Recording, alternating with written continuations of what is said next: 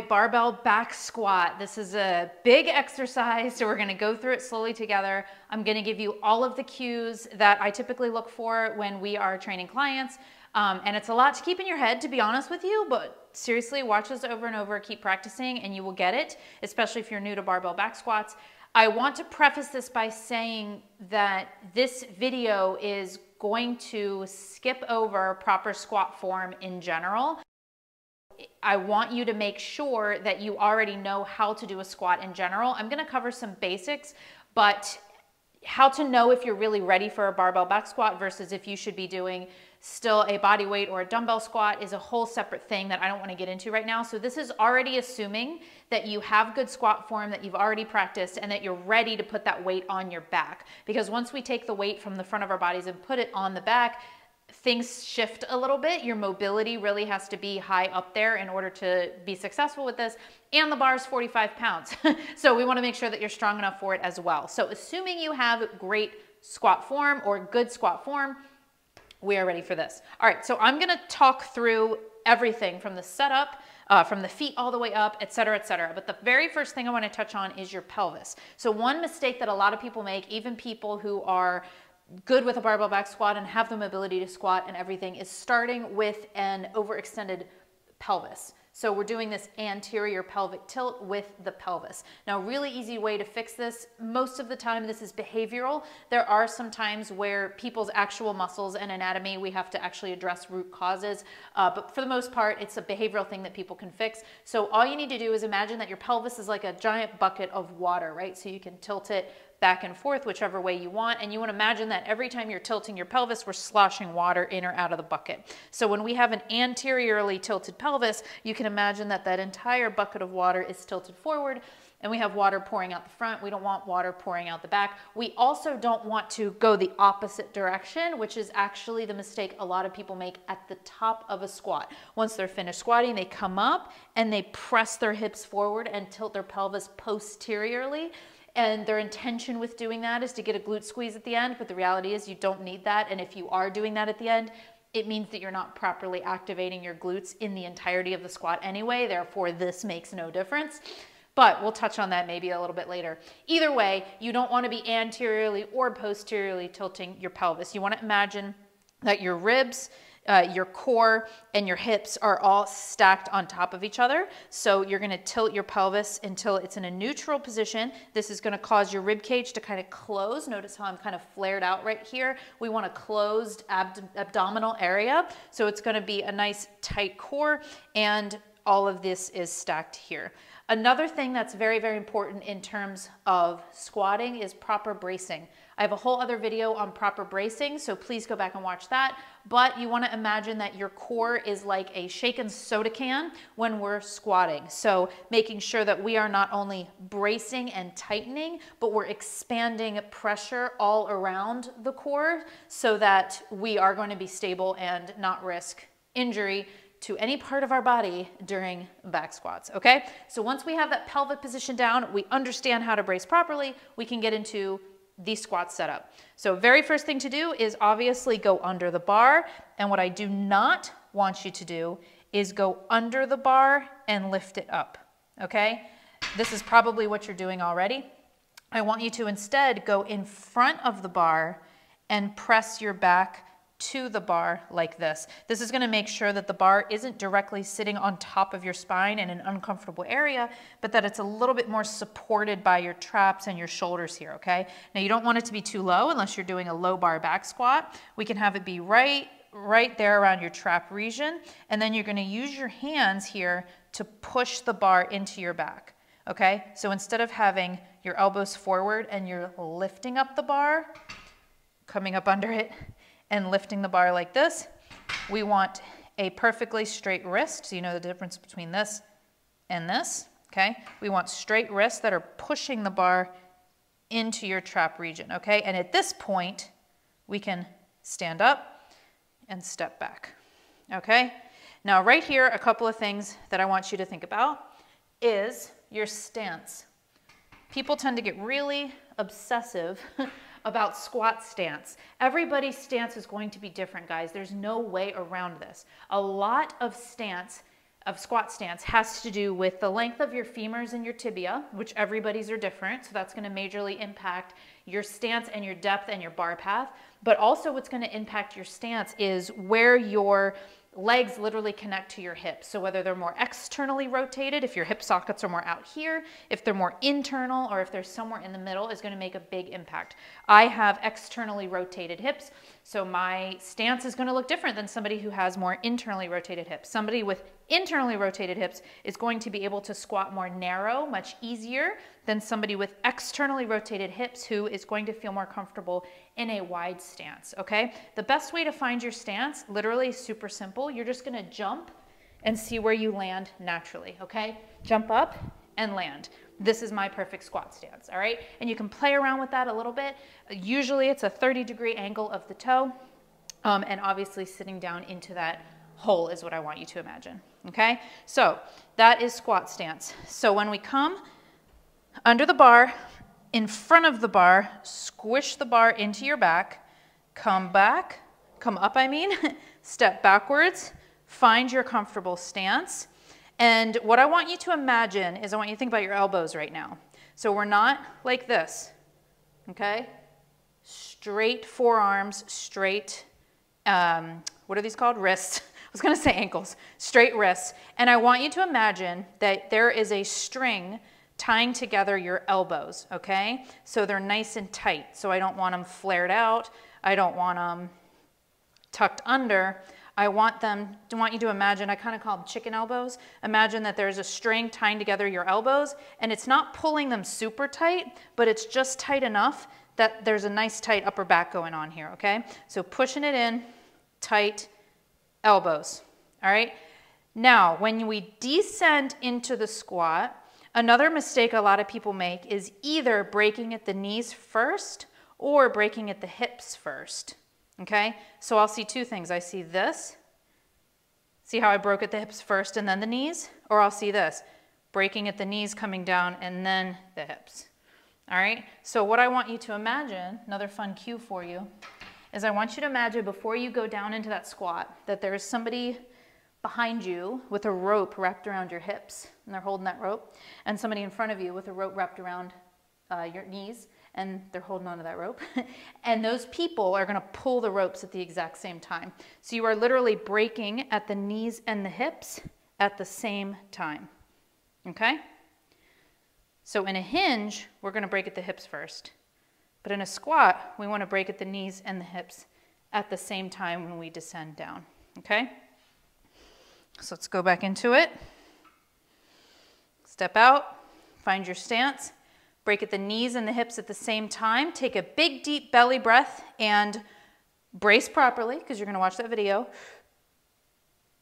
Break and down. And press out. So we're literally just sinking down into a hole and we're pushing up, out. Another cue for you, something I want you to think about.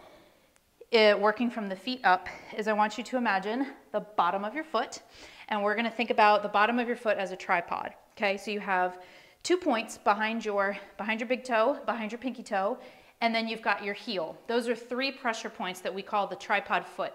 And those 3 pressure points need to be pushing into the ground at all times with your toes lightly touching the ground. And they can be scrunched. It's okay to have scrunched toes, but you don't want to be leaning into your toes and you don't want to be leaning back into your heels either. So your toes should not be coming up and your heels should not be coming up, okay? So a mistake a lot of people make when they sit into that squat is at the bottom, their heels come up, or they sit too far back in their heels and their toes are coming up and the bottom of the front of their foot is coming up. So we want to make sure that tripod foot, really drill it into the ground and push through those 3 pressure points. So if you ever hear people saying sit back into your heels, don't do that.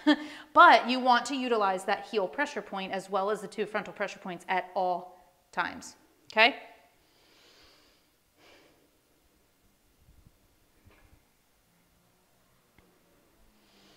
So once we've got that down and we sink into a squat, ankle mobility, which is the ability for your knee to pass your toe, is going to be really important.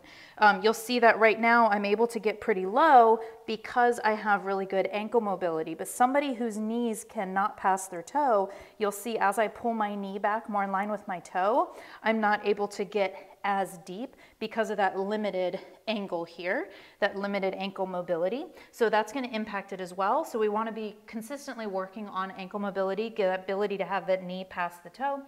And then that is going to obviously greatly impact your depth. Not only your ankle mobility, but the length of your tibia and your femurs is going to impact your depth. I do not need you going ass to grass all the time. That is not a necessity when you're squatting. But what I do want to see is I would like to see you at least getting to parallel. Now, what does parallel mean? I'm about to tell you what parallel means.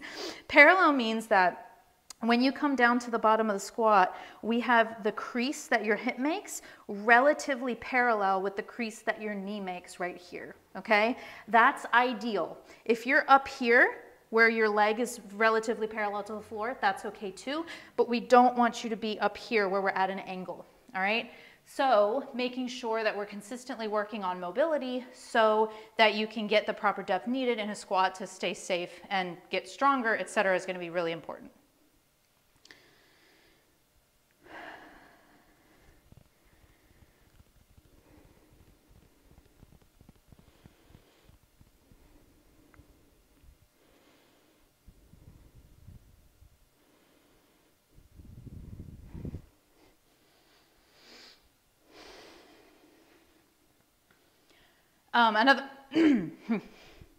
Another thing to keep in mind is your knees in general, since we're talking about depth and all of this stuff.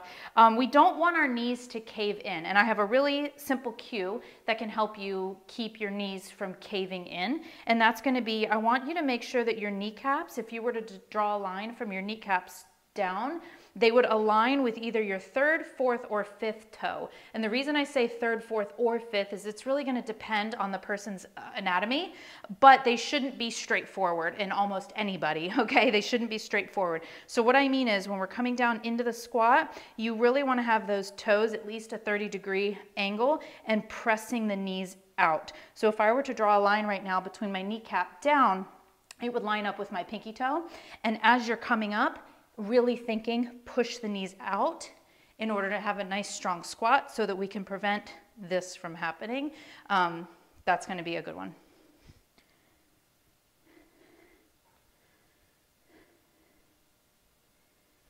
All right, my favorite cue is the triangle of power. That sounds super, super lame, but it's my favorite in a squat because I find it so effective in helping people gain strength in a squat. This is one of those cues that might not connect with you if you're at the beginning of a back squat, but as you get further along, you're gonna find yourself stuck at the bottom or going slow in the middle while you're coming up, and this triangle of power cue is really gonna help you. So I want you to imagine that the tip of your triangle is right here around the base of your skull, and the other 2 points of the bottom of the triangle are around here around your shoulder blades. And that triangle of power is kind of right where the barbell sits. It cuts that triangle, right? And I want you to imagine that when you're coming up out of the bottom of a squat, you are pushing that triangle of power back, driving it back into the bar and up to the ceiling at the same time, okay? So what I see a lot of people do when they're at the bottom of a squat, remember knees out in line with the pinky toes, is they'll start to come up and their hips will pop up. See how my hips are popping up but the bar is not really moving? We don't want that. So if you drive that triangle of power back into the bar and up, it's a lot easier to keep your chest up where you want it. So this usually happens when the bar starts to feel heavy, as somebody's hips will pop up. And this isn't good because then that last bit of the movement is on the lower back, which we don't want. So when you're down here and you come up and you feel stuck, like your hips want to come up or like you can't get that bar up, I want you to think triangle of power, drive it back into the bar and up to the ceiling. And that's going to help you tremendously with not only getting the bar up, but being able to increase weight over time.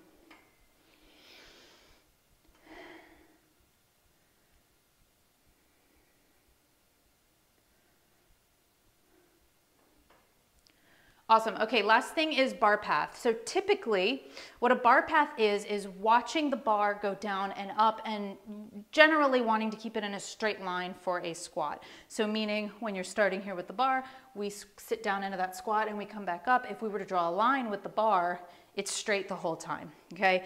Bar path, generally, yes, we do want it straight. It's gonna depend a lot on your anatomy and your mobility, et cetera, et cetera. Some people, even the best squatters, some of the best squatters can't keep that bar path straight because of their anatomy and the way that they have to lean forward a little bit.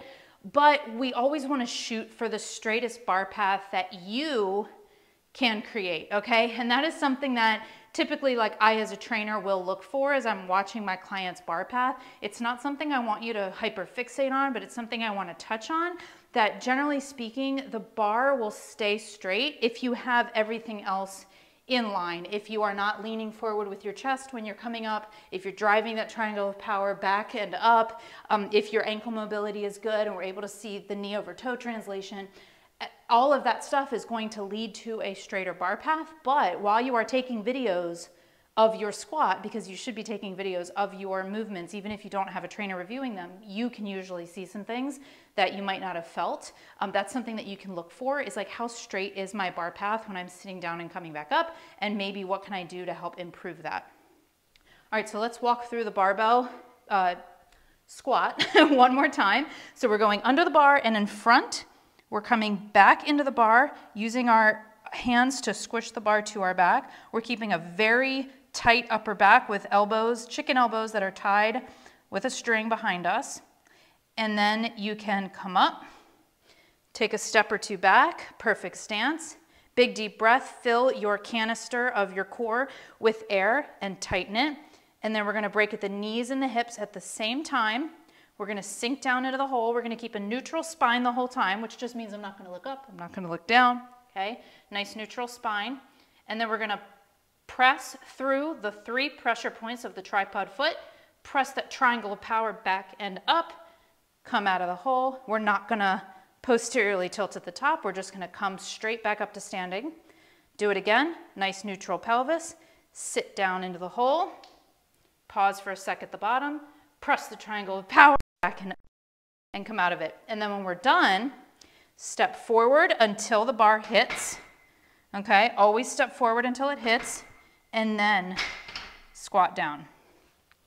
And the reason that we do that is because once this bar is really loaded with weight, we don't want you to get into a position where you are, a lot of people will do this, they'll be here and they'll lean forward and they'll just put it down. And if you have a lot of weight on that bar, not only is that dangerous for your low back, but if you miss this because you're tired, that's gonna be really dangerous. So you always keep it on, walk, hit. Awesome, go practice.